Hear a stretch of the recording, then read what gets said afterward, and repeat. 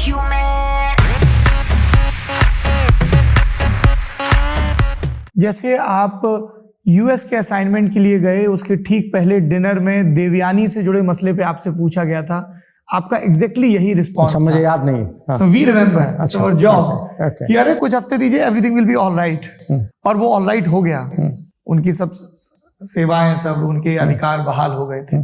तो मैं इसीलिए अभी आपके यूएस वाले असाइनमेंट पे लौटना चाहता हूँ। पर आप यूएस जाएं, इससे पहले यूएस की डेस्क, आप MEA में हैं, यूएस की डेस्क पे हैं, 1, 2, 3 एग्रीमेंट, एंड अगेन एक पूरी हैकलिंग चल रही है। लेफ्ट फ्रंट कुछ कह रहा है, मनमोहन सिंह अपनी जगह अड़े हुए हैं, ये जरूर करना है। All those conversations, Bush asking what can I do for you sir, and then that agreement. Please tell us about it. उस एग्रीमेंट में क्या हुआ कि उसकी शुरुआत जो थी वो अटल जी की सरकार के समय से बात शुरू हुई कि आपको याद होगा कि जसवंत सिंह और स्ट्रोप टैलबर्ट के बीच में वो टॉक्स चल रहे थे।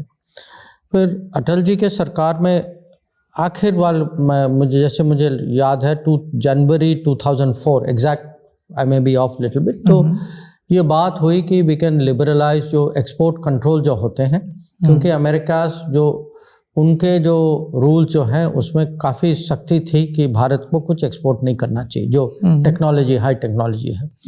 तो उन्होंने अपने साइड से ऑफर दी हमें कि देखिए हम इसको नरम करने के लिए तैयार हैं, उसको हम लिबरलाइज करेंगे, हम हाई टेक ट्रेड शुरू करते हैं। और फिर सरकार बदली 2004 में जी, और then we finish this was called, इसको NSSP कहते थे, इसका कुछ अंग्रेजी में कुछ एक्रोनिम बना था। और वो 5 में आप जॉइंट सेक्रेटरी बन के आते हैं, 4 में आ गए थे। 4 में। तो ये जो है इस पे हम काफ़ी 4 में काफ़ी आगे बढ़ चुके थे। मार्च 2005 में कोंडोलीजा राइस जो उनके विदेश मंत्री थे उस टाइम, वो भारत आई और उन्होंने ये प्रस्ताव माने संकेत दिया शुरू में कि हम जो है न्यूक्लियर साइड में बढ़ने के लिए तैयार हैं। तो हमारे यहाँ काफ़ी इस पे बहस हुई कि कितना सीरियस है, इसकी कीमत क्या होगी, करना चाहिए नहीं करना चाहिए।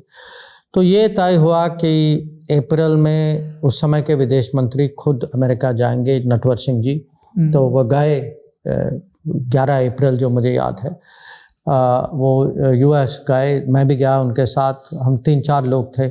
वो गए, मोंटेक अहलूवालिया भी थे, मैं था, हमारे राजदूत थे। हम वाइट हाउस में गए, जॉर्ज बुश से मिले। तो उन्होंने इस समय और खुद माने आप प्रेसिडेंट ऑफ अमेरिका बोल रहे हैं, तो उन्होंने काफ़ी उसकी स्पष्टीकरण की कि उनका इरादा क्या है। We have to make it work. हाँ, तो नहीं, ये प्राइवेट में था, इसमें कोई तो उस मीटिंग तक नटवर सिंह जी कितनी बातों को प्राइवेट रहने देते हैं बाद में। हाँ, तो फिर ये अप्रैल के बाद माने बाकी क्षेत्रों में रिश्ते बढ़ते गए जी।